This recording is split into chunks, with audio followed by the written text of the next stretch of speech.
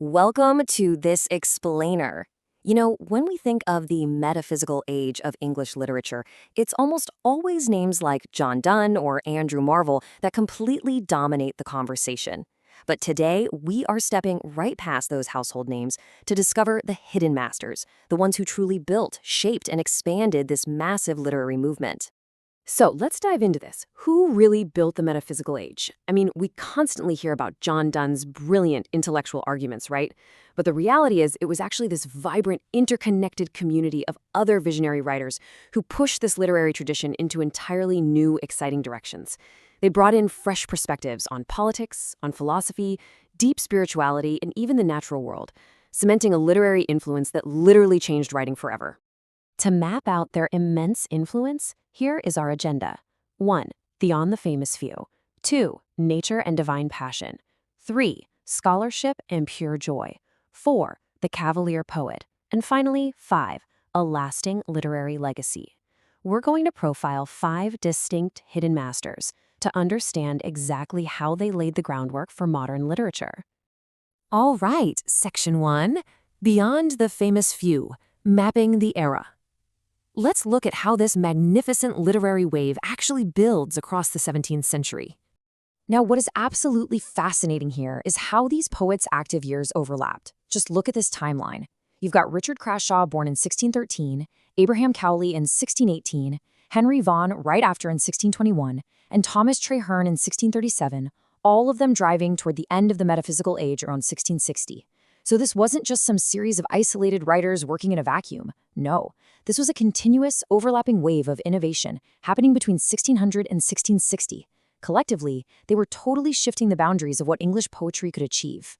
Moving into Section 2, Nature and Divine Passion, Contrasting Styles. Let's contrast how 2 vastly different poets tackled the exact same theme of spirituality. This really brilliantly illustrates the divide and how these writers approached the divine.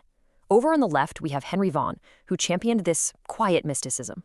To him, nature was like a pristine mirror of divine beauty.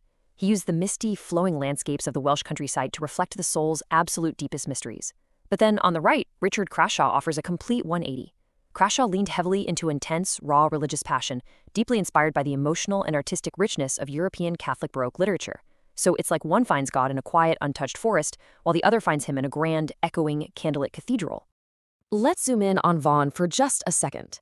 Instead of those intense, twisty intellectual debates Donne was so famous for, Vaughan's works shifted the literary focus entirely. Take his collection Selic Scintillans, which actually translates to The Sparkling Flint, alongside his famous poem The Retreat. These were laser-focused on pure mysticism.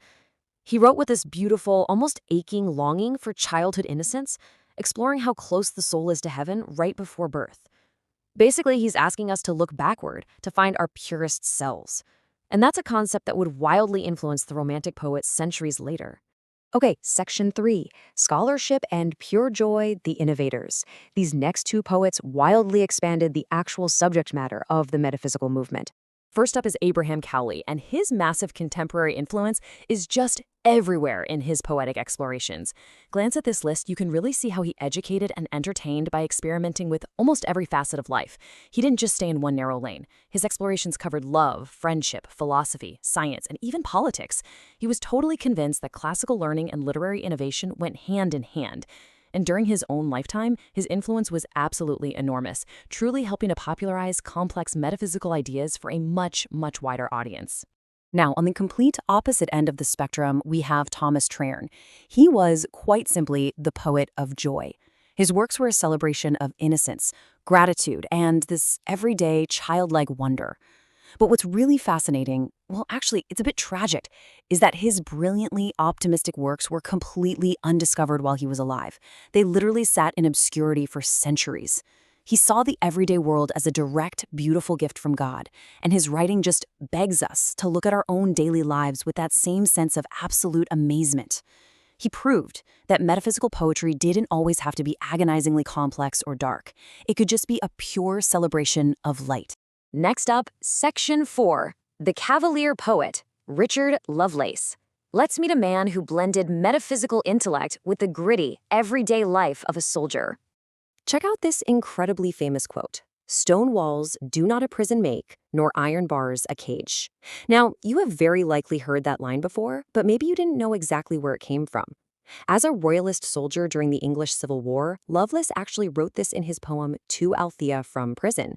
He delivered literally one of literature's most famous lines while locked physically inside a cell, proving once and for all that true freedom comes from the mind and spirit, not your physical circumstances.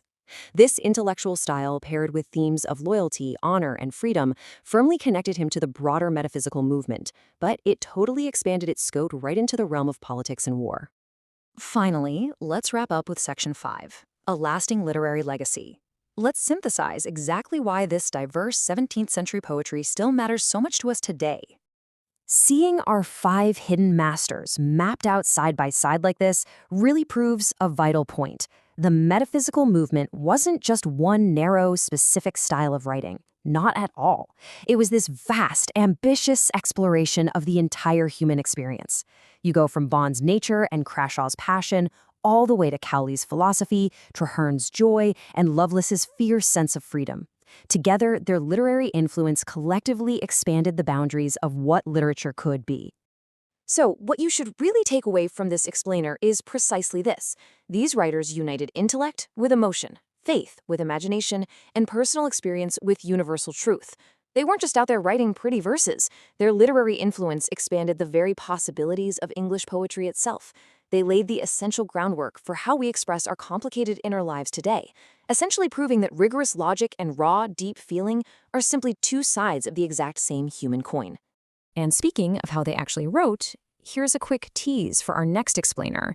We'll be dissecting the specific, highly technical tools these masters used to build their poems, like the metaphysical conceit defined right here. We'll explore how they used these elaborate literary devices alongside stuff like paradox, sharp wit, and dramatic openings to pull the reader right into the very middle of their complex thoughts. But before we get there, I want to leave you with a final, provocative thought to chew on. Considering the monumental literary influence of these 5 writers, how does the legacy of these hidden masters continue to shape the way our modern stories bridge the gap between logic and feeling? Next time you're reading a modern novel or watching a deeply emotional but highly intellectual film, look for those echoes of Vaughan, Crashaw, Cowley, Traherne, and Lovelace, because they built the tools we still use to understand ourselves today. Keep exploring, and I'll catch you in the next explainer.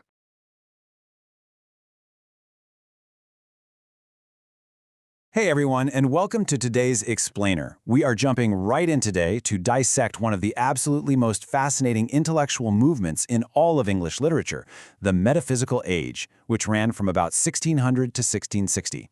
So get comfortable and get ready to expand your mind, because we are unpacking the ultimate poetic toolkit used by a group of writers who completely revolutionized what words could actually do. So think about this for a second. What makes a poem truly unforgettable? You know, when most of us think of poetry, we kind of default to that cliché of beautiful feelings, lovely language, and soft romantic imagery.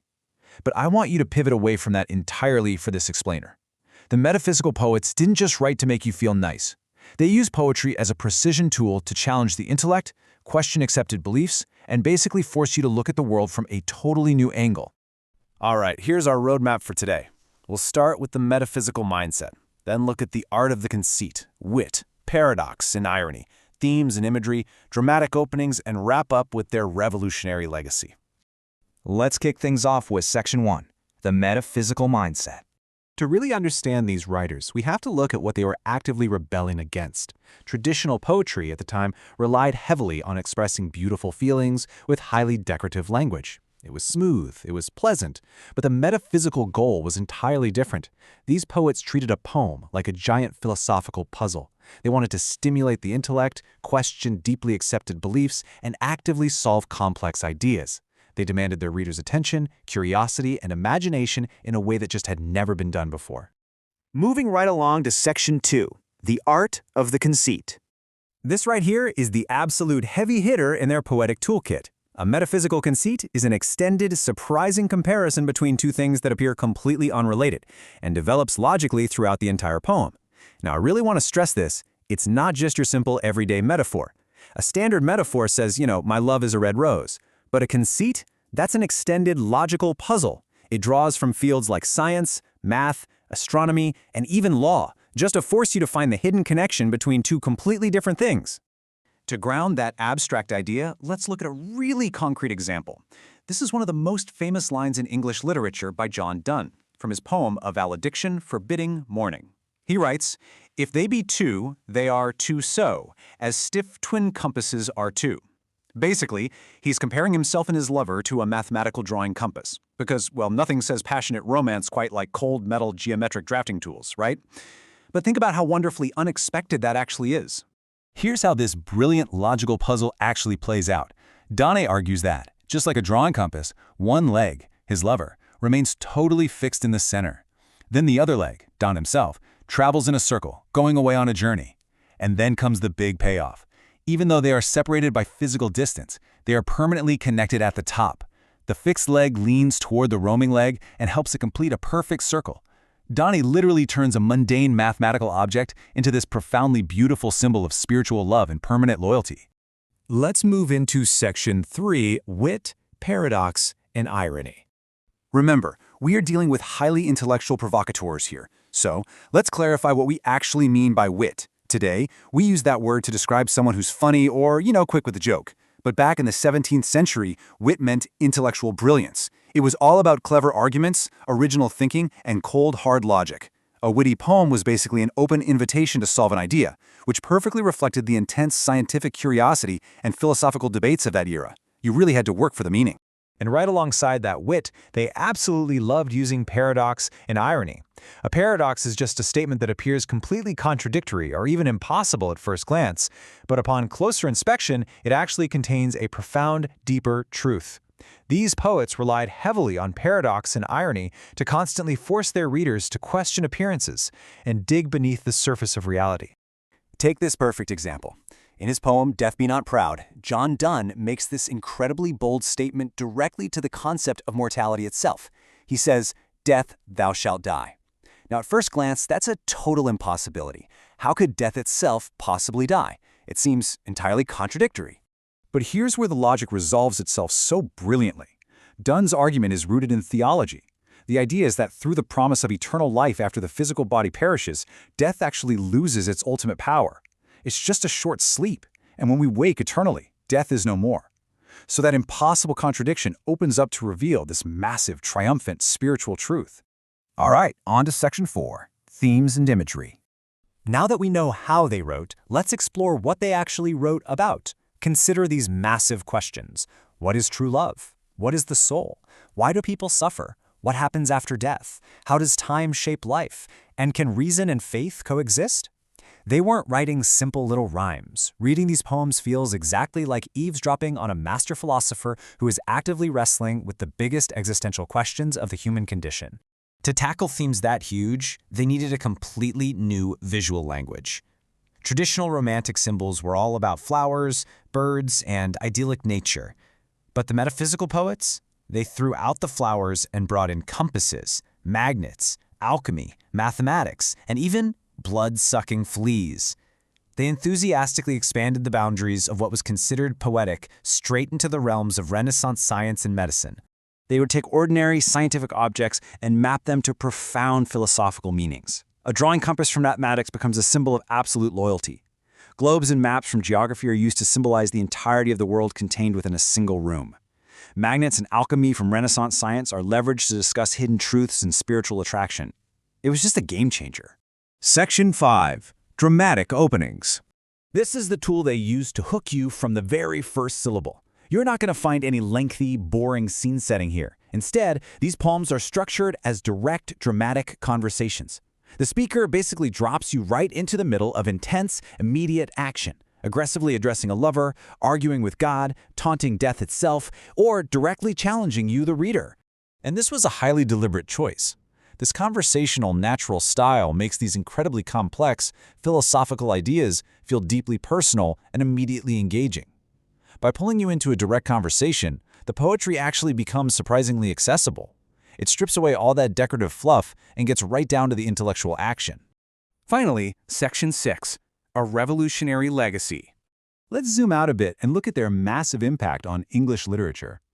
This was their ultimate triumph, successfully uniting seemingly opposite worlds. They proved that deep emotion could actually be united with cold reason, that the rigid facts of science could be united with the boundless limits of imagination, and that deep personal faith could stand side by side with rigorous philosophy. They showed us that true beauty can absolutely be found in knowledge itself. You can literally trace this intellectual courage across the centuries. It starts with the 16th century Renaissance, sparking all that scientific curiosity. Then, from 1600 to 1660, the Metaphysical Age seizes that curiosity and completely transforms poetry into these brilliant intellectual puzzles. And that legacy carries all the way to the present day, continuing to inspire modern scholars, critics, and poets who just admire their incredible originality. So I'm going to leave you with this provocative thought. How do these timeless themes of love, time, and mortality shape our world today? Because the amazing thing about the metaphysical poets is that the questions they asked back then are the exact same questions we are still trying to figure out right now. In our next explainer, we're going to take the tools we learned about today and dive deep into the specific central themes of love, religion, and the soul. You absolutely won't want to miss it. Keep questioning, keep learning, and I'll catch you next time.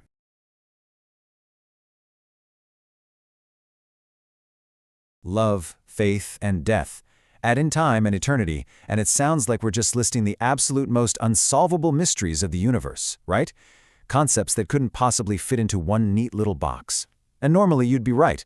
But for a specific group of brilliant, kind of rebellious writers over 400 years ago, these weren't separate, isolated ideas. No, they were all deeply connected pieces of the exact same puzzle.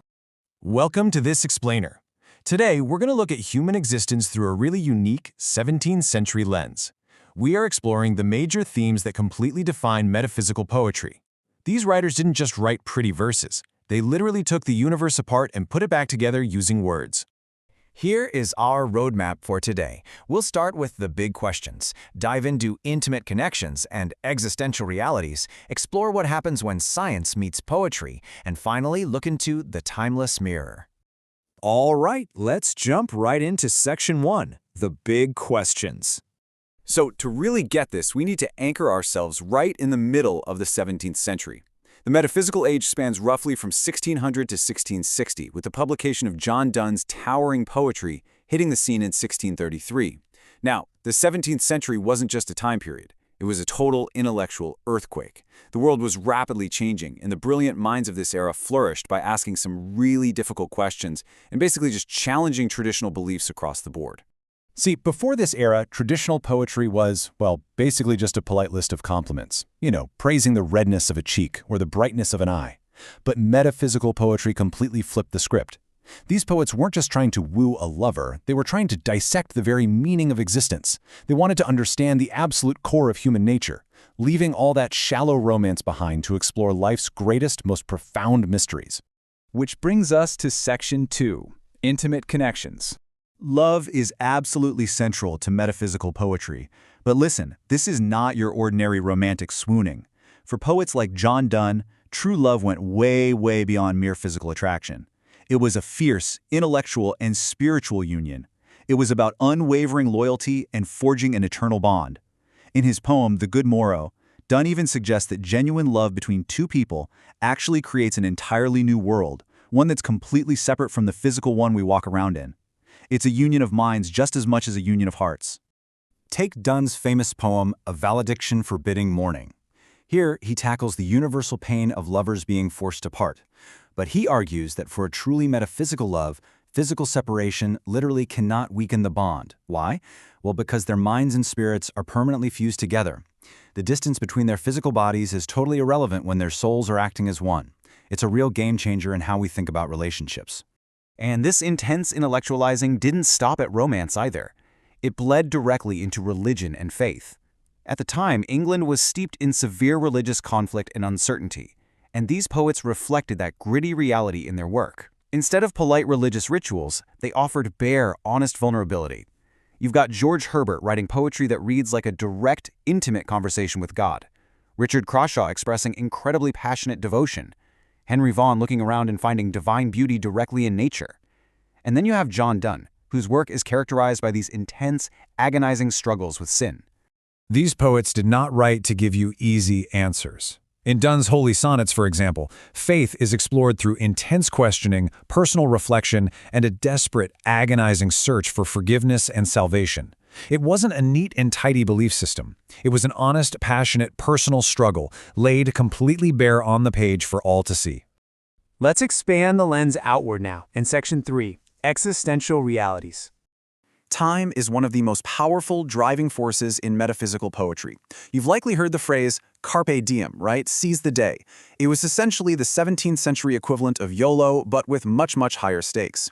The poet Andrew Marvell, in his famous work To His Coy Mistress, uses the ticking clock to remind his reader that youth and beauty just cannot last forever. Time here is both a warning and a massive motivation. Because our lives are limited, every single choice, every single moment becomes deeply meaningful. That ticking clock, syncing up right with your own pulse, it pushes us to live with absolute purpose. But what happens when that clock actually runs out? Well, death appears constantly in these poems, but they rarely describe it as something to be terrified of. In the ultimate act of philosophical rebellion, John Donne boldly tells death right to its face, "Death, be not proud." He basically trash talks death. He argues that it's essentially a temporary illusion. Based on their Christian faith, death isn't the end, it's simply a transition, the very beginning of eternal life. The soul continues right past the grave. So mortality is just a reminder to live wisely while putting your ultimate hope in immortality. Metaphysical poets firmly believe that every human is a complex collision of a temporary physical body and an eternal soul. Their work constantly probes questions about our core identity, our conscience, and our spiritual growth. Understanding the soul was, to them, the only way to truly understand humanity. They're constantly urging us to stop obsessing over outward appearances and instead deeply examine our inner lives and the eternal truths hidden in there. Moving right along to Section 4, Science Meets Poetry. The Metaphysical Age collided directly with a massive era of scientific discovery. But rather than rejecting science or treating it as the enemy of art, these poets totally weaponized it for their poetry. Just imagine trying to write a love poem. But instead of using a traditional rose, you compare your relationship to a geometric compass or planetary orbits. It sounds kind of absurd, but it's brilliant. They drew from geography, using maps and navigation to describe spiritual journeys. They used medicine and alchemy to talk about healing the soul.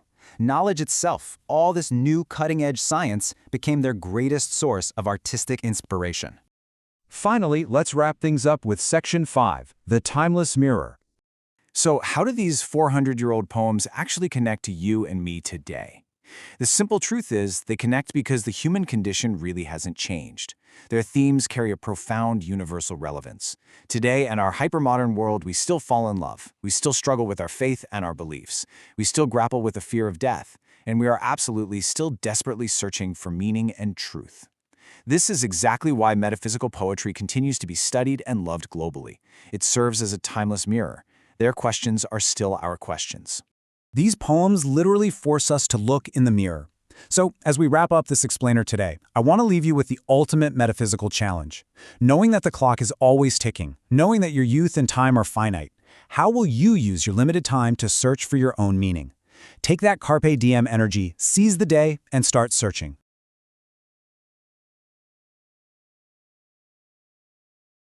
Welcome to the Explainer. Today, we're jumping right into something super fascinating. We're going to explore how one specific, kind of rebellious literary movement from the 17th century is actually still shaping the exact way we think and write today.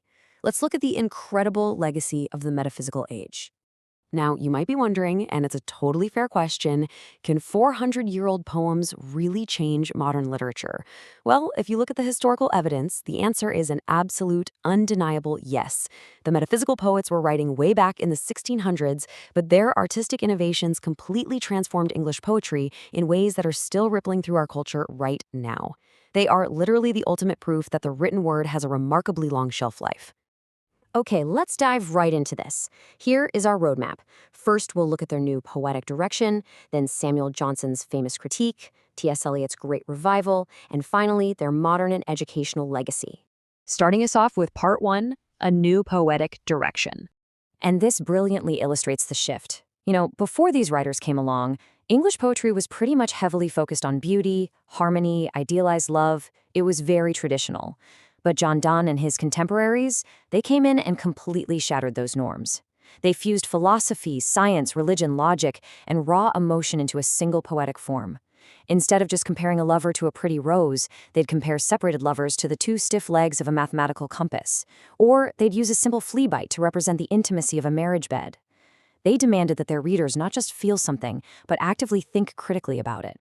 It really helps to picture their influence like a giant ripple effect across centuries. They kicked things off in the early 1600s during the Metaphysical Age, but as we move chronologically through time into the 1660s Restoration period, through the 18th century Neoclassical era, and all the way into 20th century modern poetry, those initial radical ideas just kept influencing generation after generation, even when the surface-level literary fashions were changing. Actually, let's look at the 1660s for a second. When England entered the Restoration period, literary tastes shifted hard toward order, clarity, and classical restraint. So on the surface, metaphysical poetry wasn't really the trendy thing anymore. But here is the crucial part. Their underlying intellectual discipline, their logical structure, and their wildly creative imagination, that quietly survived. The writers of the Restoration actually still held a ton of admiration for the analytical precision that the metaphysical writers had introduced. Which brings us to part 2, Samuel Johnson's critique. Okay, this is absolutely one of my favorite ironies in all of literary history. It was the famous 18th century critic Samuel Johnson who literally gave these writers the name metaphysical poets. But the kicker? He didn't mean it as a compliment at all. It was originally intended as a really harsh critique of their highly intellectual style. He was actively trying to dismiss them, but he accidentally gave them a legendary, permanent brand name that survived history. So, what was his actual problem with them? Well, his arguments were pretty specific. He felt they relied way too much on unusual comparisons and were just too intellectually complex. He really couldn't stand their use of far-fetched conceits, those elaborate, sometimes bizarre extended metaphors they're so famous for now.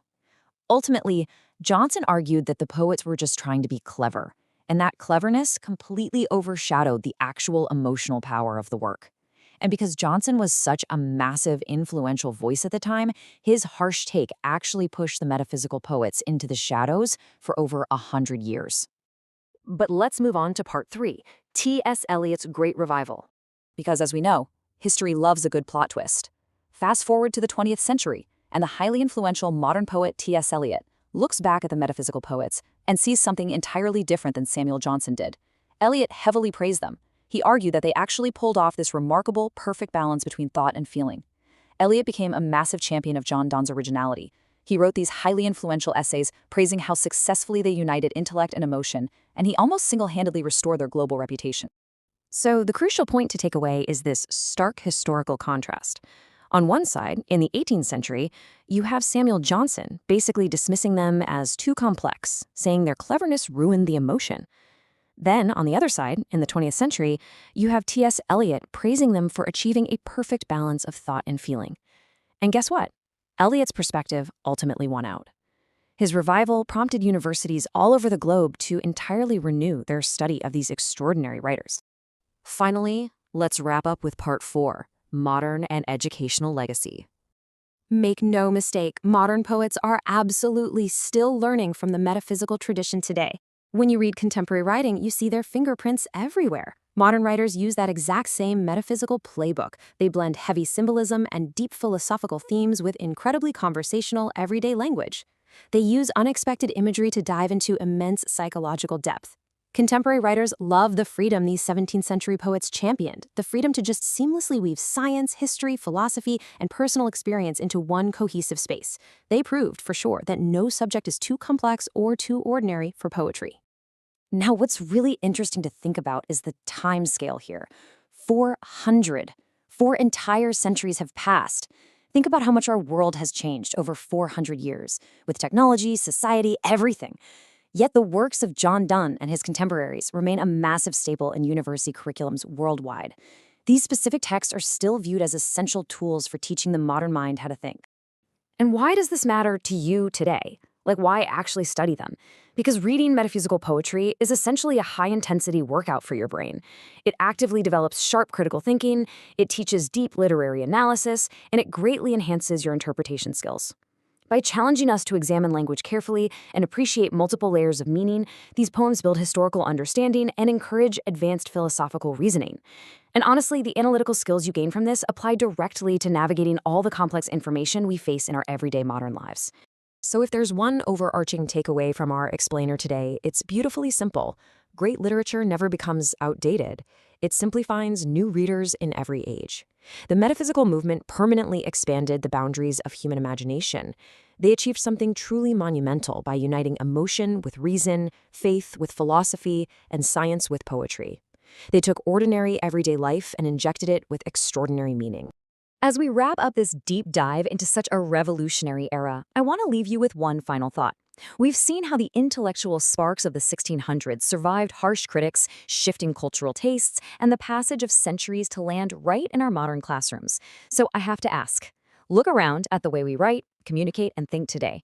What modern ideas do you think will still be shaping literature 400 years from now? Definitely something to think deeply about. Thanks so much for exploring this with us today.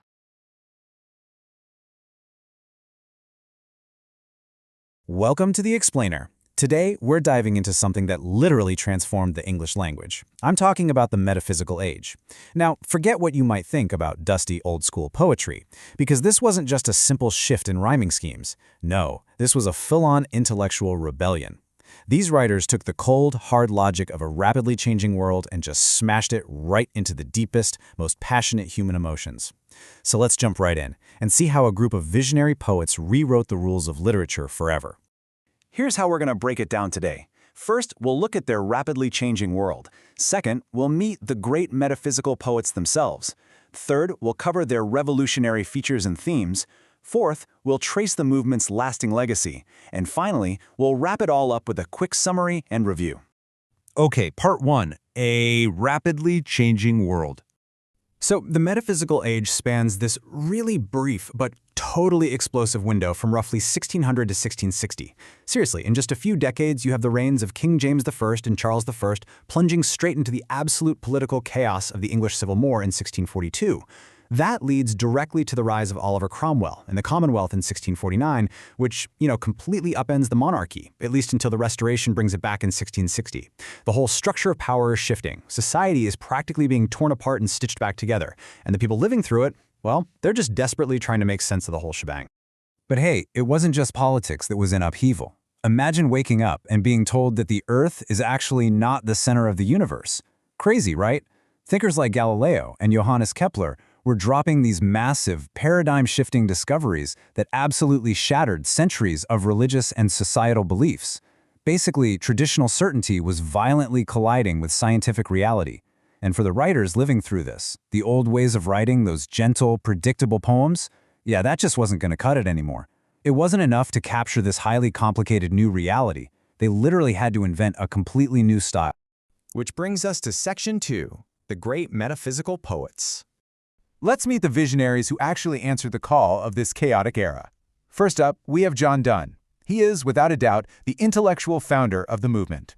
The guy was a powerhouse. He's known for this razor-sharp wit and these highly dramatic, in-your-face openings in poems like The Flea and Death Be Not Proud. He is intellectually demanding. He absolutely refuses to hold the reader's hand. But then, on the flip side, you have George Herbert, who offers this really fascinating contrast.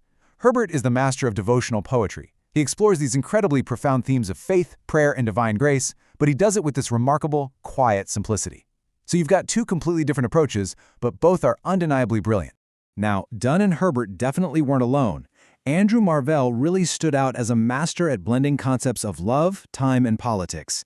In fact, his masterpiece, To His Coy Mistress, is still considered one of the absolute greatest carpe diem, seize the day, poems in all of English literature.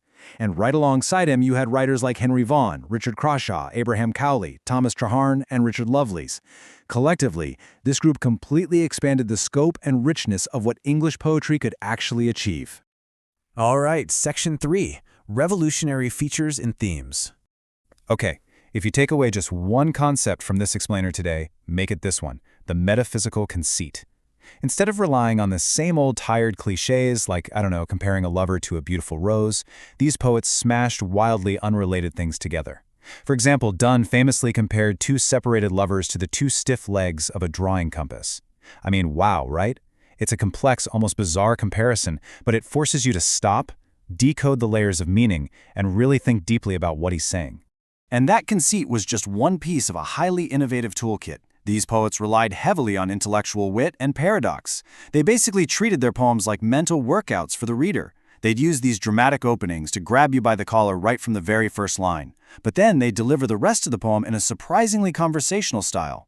And because they were drawing from their rapidly changing world, they packed their poetry with deep symbolism, cutting-edge scientific references, and really complex philosophical arguments. It was a total game changer. Armed with that advanced toolkit, they tackled some seriously profound, timeless mysteries. We're talking about exploring love far beyond just physical attraction.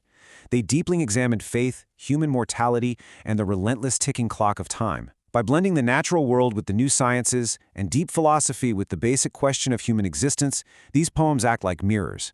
They actively encourage us to reflect on life's absolute deepest mysteries. Moving right along to Section 4, the movement's lasting legacy. The influence of this movement is actually a pretty fascinating story of recovery. Get this, the great critic Samuel Johnson originally coined the name metaphysical poetry as an insult.